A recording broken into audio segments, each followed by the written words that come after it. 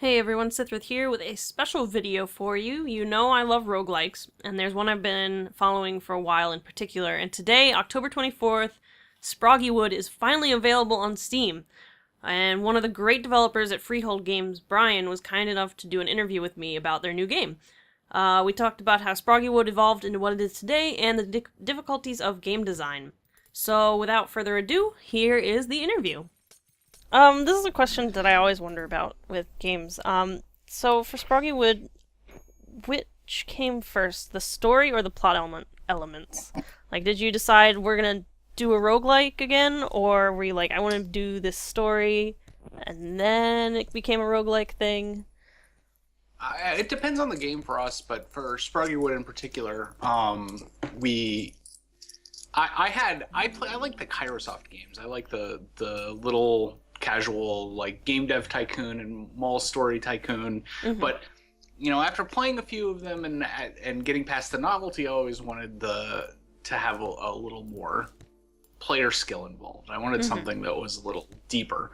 And so I said, well, we made a roguelike. It would be cool if you had a little Kairosoft game where you built a town and you go on an adventure, sort of like dungeon story, but if the dungeons actually had a skill element to it. Right. And that was sort of the kernel of the idea. It took a while to unfold.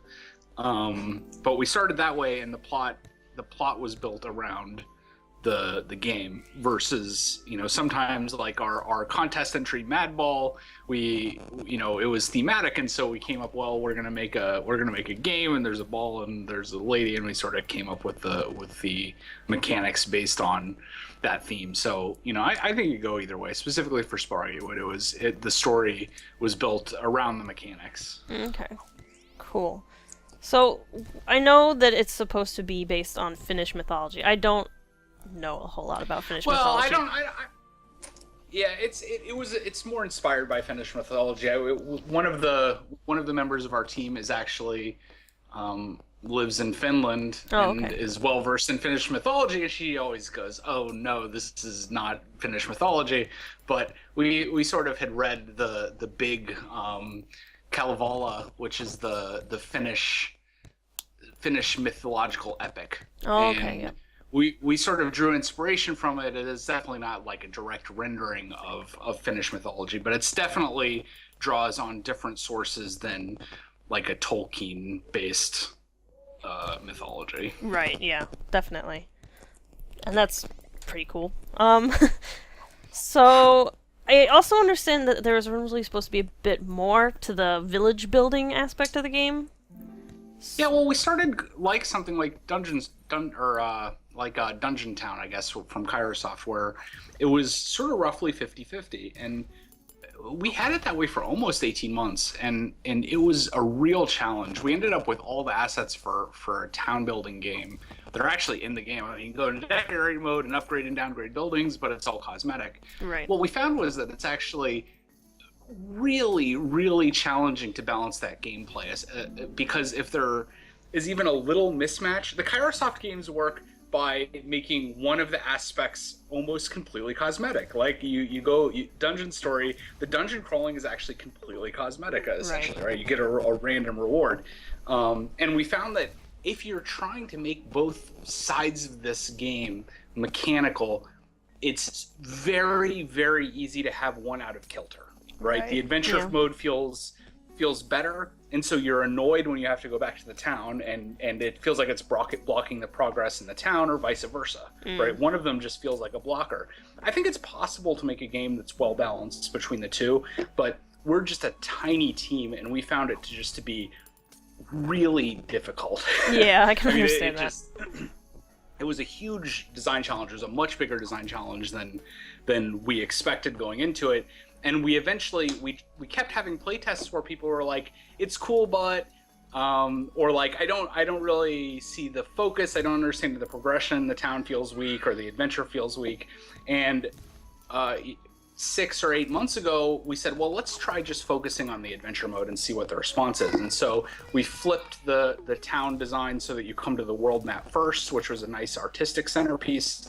And we took out the town, the sort of blocking progression where you had to play the town in order to get more stuff for your adventure and have the town just be a pure sort of menu driven upgrade system. And the response was immediately way better. Everybody's like, I get it, I like it. Everybody also says, I wish the town was more, right? But all of the previous iterations where the town had more stuff to it, everyone liked it much less in practice. And, you know, I would love, we have all the assets. I would love to go give it another run at some point. But I think that just this revision got by far the best positive response. And I think just works the best as a game. And works the best for how small our team is. I mean, it's a tiny, it's 3 of us working part-time after real jobs, self-funded, and so we're just really stretched on resources. And I think that this worked best given the constraints and sort of given the player testing. Yeah, definitely. Do you guys think you'll ever maybe do like a city building, village building game since you guys spent so much time working on that? Yeah, well, we have all the assets, and I mean, I went into it sort of wanting to build a town builder, and I know the Finnish artist Jana that we work with also loves city builder, so it's definitely something we'd love to do. And we have half the game built already, so you know, it's definitely a possibility. Oh, I'd totally be into it. I love city builders, which is actually why I started following Sproggiwood, because you guys were like, "Oh yeah, city builder roguelike." I was like, "This is super relevant to my interests." So okay, this is pretty specific, but where did the idea for the slimes come from? The little cubes. That's the art design is all Yana. We sort of come up with mechanical ideas, drawing from our experience with Caves of Cud, like slimes that die and leave slippy puddles as a mechanic pulled directly out of Caves of Cud. Okay. And a lot of the other monsters are like that, and Yana just makes it beautiful looking. So she has these adorable, delicious looking slimes you want to eat.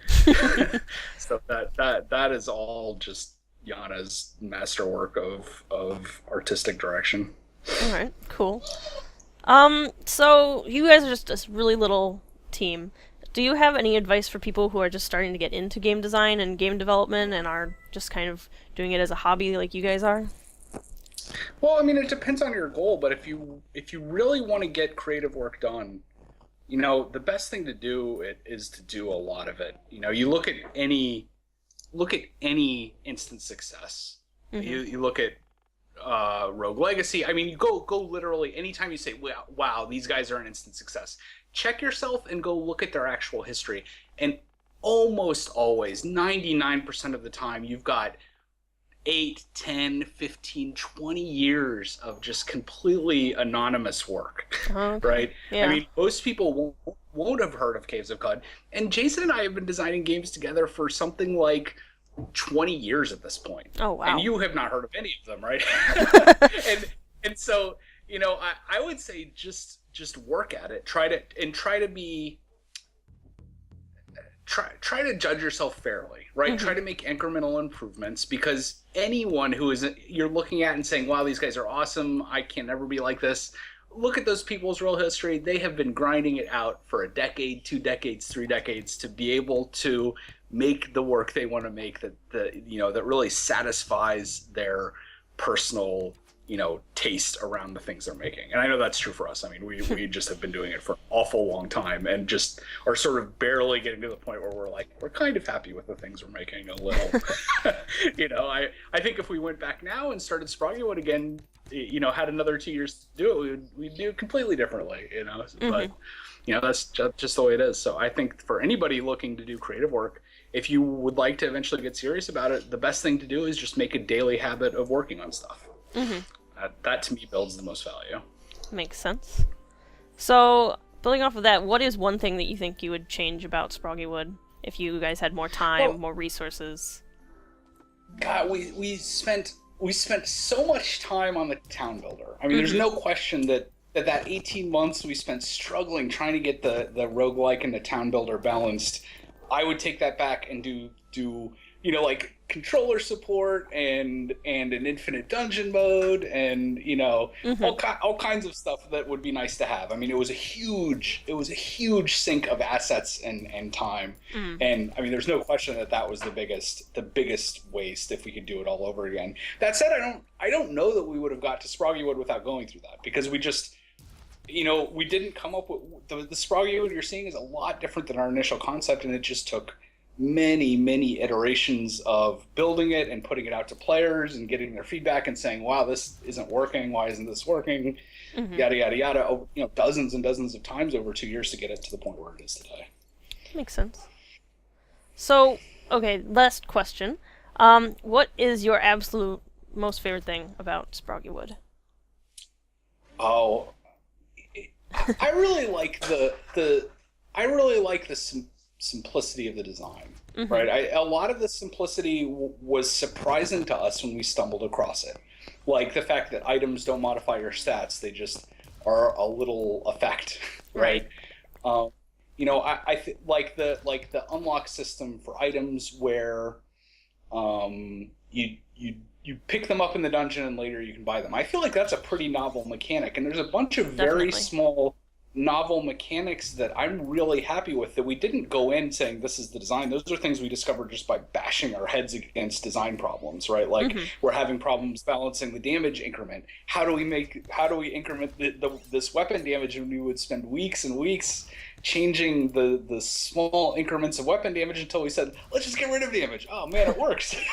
Right? How do we make the town fun, and just bashing our head again and again against the town design until we say, oh, let's get rid of the town. Oh, that's great. So, I think beside like the gorgeous art and man, the music, the people who created that content, Yana and Brandon, just do amazing stuff. I think from a design perspective, my favorite thing is the simplicity we were able to sort of grind in the roguelike form down to. Awesome. Well, I'm very excited for you guys. It's definitely awesome from what I've played so far. I really hope this interview has been informative for all of you. I know I definitely learned some stuff. So go get Sproggiwood. It's a great roguelike, adorable graphics, simple mechanics, definitely worth it. So I'll see you around the internet.